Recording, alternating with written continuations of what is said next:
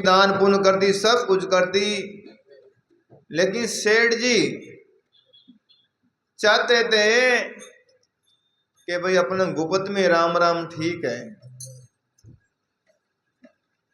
एक दिन सेठ जी रात में सोए थे और सोते वक्त पहाड़ा ने शरीर को घुमाया इधर उधर, करवट ली, और करवट लेते समय मेरे महीने सेठ जी से मुंह से निकला राम राम राम। जिंदगी में पहली बार सेठानी ने सेठा के मुख से राम शब्द सुनियो। सेठानी बहुत राजी हुई, बहुत राजी हुई। आज तुम्हारे पिंटू रा पापा राम राम बोलिया, आज तो नींद में ही राम राम बोलिया। बड़ी बड़ी हेटानी बड़ी राजी हुई, बड़ी राजी हुई। और सुबह उठी, नहीं तो कोई ध्यान दियो को नहीं, कोई बात दान पुण्य करे। ब्राह्मणा ने गाया ने खूब। लोग पूछे सेठन जी आज बहुत खुश हो कि मारे सेठा रे मुंडा मु राम निकल गयो, मारे सेठा रे मुंडा मु राम निकल गयो। हेड़ी राम इतनी प्रीति पूछो मत। सेठ जी सेम पूछने लग गया, सेठन जी आज बहुत प्रसन्न हो और खूब दान पुण्य कर रही हो, कारण कहीं है? क्यों आप रे मुंडा मु राम निकल गयो है लग गया ना, हंसुल निकल गयो। आ प्रीति ही कि राम निकले पर लार कहीं रहे। हेड जी है ही बोलियो और हाथ हंसलो निकल गयो और परमात्मा लोक में चले। इतनी प्रीति थी। कई राम गुप्त करते हैं, कई प्रकट करते हैं, लेकिन परमात्मा का भजन करते हैं। रानी ने कहा कि मैं राजा को ज्ञान दूं, राजा को उपदेश दूं।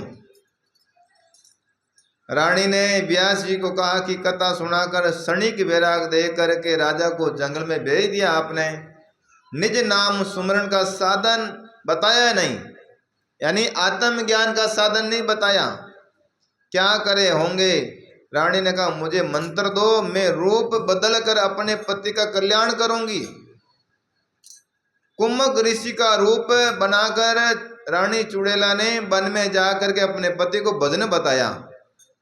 शिवकृतज ने भजन किया तो घर में अलौकिक शुद्ध की प्राप्ति हुई। यानी शिवकृतज ऋषि का रूप धारण करके रानी और राजा के पास गई और राजा को राम भजन की विधि बताई। राजा ने गुरु आज्ञा धार करके विनती की, इस प्रकार भजन तो हम राजकाज में करते हुए भी कर सकते थे, क्यों रखने के लिए वस्त्र शस्त्र घर की जरूरी नहीं है। काया क्षणिक हो जाएगी, फिर भजन कैसे होगा?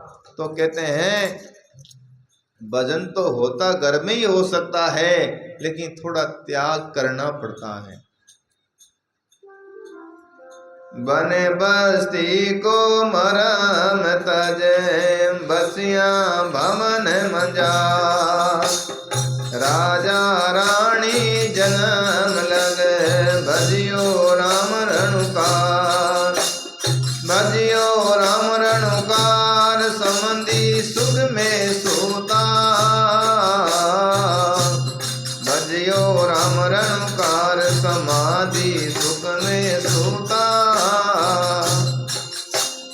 आया नहीं आवागमन, परम पद जीवत पूछा, चुड़ैला श्रीधर दज, चुड़ैला शिखर दज, उतरा भव जड़ पार, बन बस्ती को मरम सज, बसिया नगर मंजार, बसिया नगर अंजार। बोलो राम जी महाराज की। रानी ने राजा को कहा कि आप घर बार छोड़ करके आए और चर्चा हुई, राजा को ज्ञान दिया, ज्ञान सिखाया। राजा वन से वापस राजमहल में आकर भजन में लग गए। सत्व गुणों को धारण करके श्वासों सांस भजन सुमरण करने लगा। यानी भजन है वो सांसों सांस का है। सांसारी करो सुमरणी,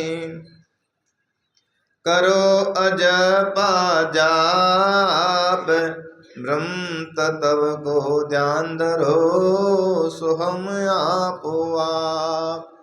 सोहम पोया पौन में बंदा मेरे सुमेर, ब्रह्म गाढ़िर दे धरो, इस विधि माला फेर। इन्हीं तरह से राजा ने रानी से ज्ञान प्राप्त करके और अपने आत्मा का कल्याण किया। इन्हीं तरह से देवियां आप ही अपने पति देव ने ज्ञान री बातें सुनाया करो। अटू जाओ नहीं बेतलाई धंधा माता रहे, फैक्ट्रिया में जावे, शाम रे घरे आवे, जन केवणो आज मैं सत्संग में की ए बातें सुनी, तो ही बेने सत्संग रो थोड़ो घणो लाभ मिल जावे। सत्संग री बातें है बे याद रखा करो, नहीं तो भाई ये मामला थोड़ा दिन री मिजमान है, हंसला उड़ जाई के वे।